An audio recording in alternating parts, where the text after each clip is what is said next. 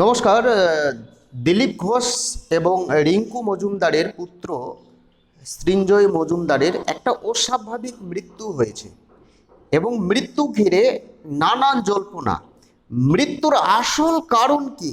কুণাল ঘোষ, তৃণমূল কংগ্রেসের মুখপাত্র কুণাল ঘোষ ফেসবুকে একটা পোস্ট করেছেন। সেই পোস্ট দেখলেই মৃত্যুর কারণ আপনারা কিন্তু বুঝতে পারবেন। আমি সমস্ত তথ্য, কুণাল ঘোষ যে পোস্ট করেছে একজন মহিলার মোবাইলে লেখা, সেই পোস্ট আমি আপনাদেরকে পড়ে শোনাচ্ছি, যেটা শুনলে আপনারা ভেবে নেবেন যে সৃঞ্জয় কিভাবে তার মৃত্যু হয়েছে। আমি সেই পোস্ট আপনাদেরকে পড়ে শোনাচ্ছি, মনোযোগ সহকারে শুনবেন।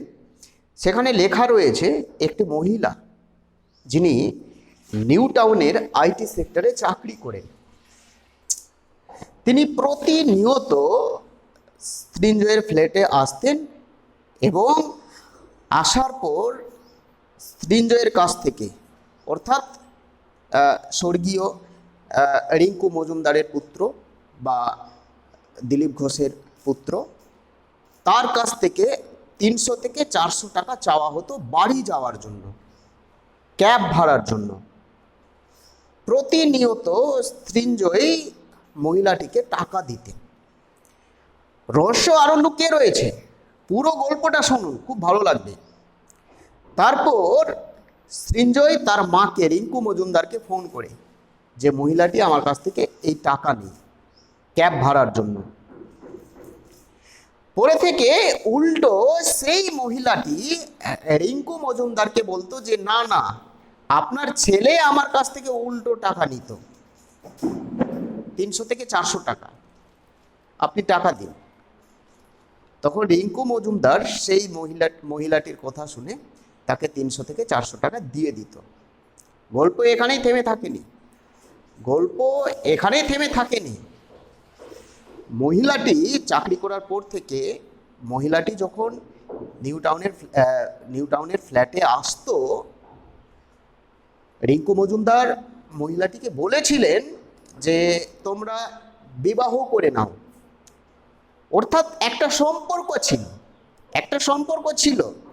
রিঙ্কু মজুমদার বলছে যে তোমরা দুজন বিবাহ করে নাও। তখন হঠাৎ করে তিনি বলেন যে না না, এখন বিবাহ করব না, আরও আমি খানিকটা সময় নেব, অর্থাৎ 2-3 বছর সময় নেব। এই ধরনের কথোপকথন চলতো।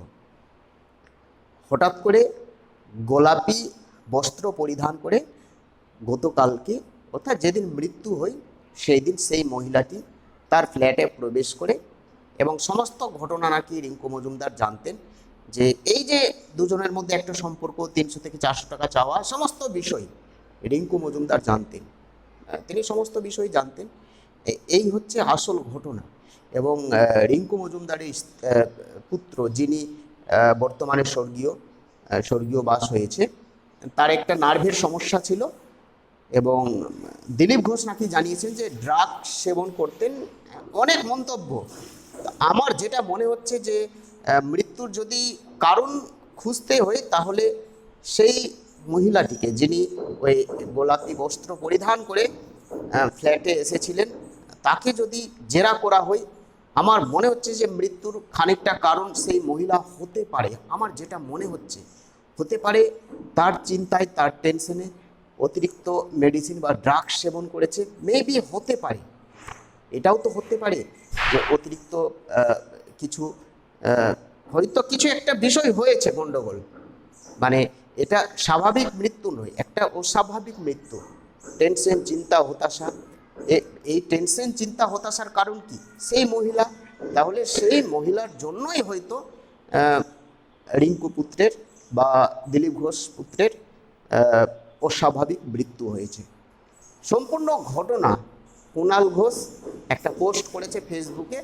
কুণাল ঘোষের ফেসবুক পোস্ট যদি আপনি দেখেন, তাহলে আপনি একেবারে বুঝতে পারবেন যে এই মৃত্যুর আসল কারণ কী। যাই হোক, প্রত্যেকে ভালো থাকবেন, সুস্থ থাকবেন। মৃত্যু নিয়ে মানে বেশি কথা বলা উচিত না। নতুন হয়ে থাকলে চ্যানেলটিকে সাবস্ক্রাইব করে দেবেন। জয় হিন্দ।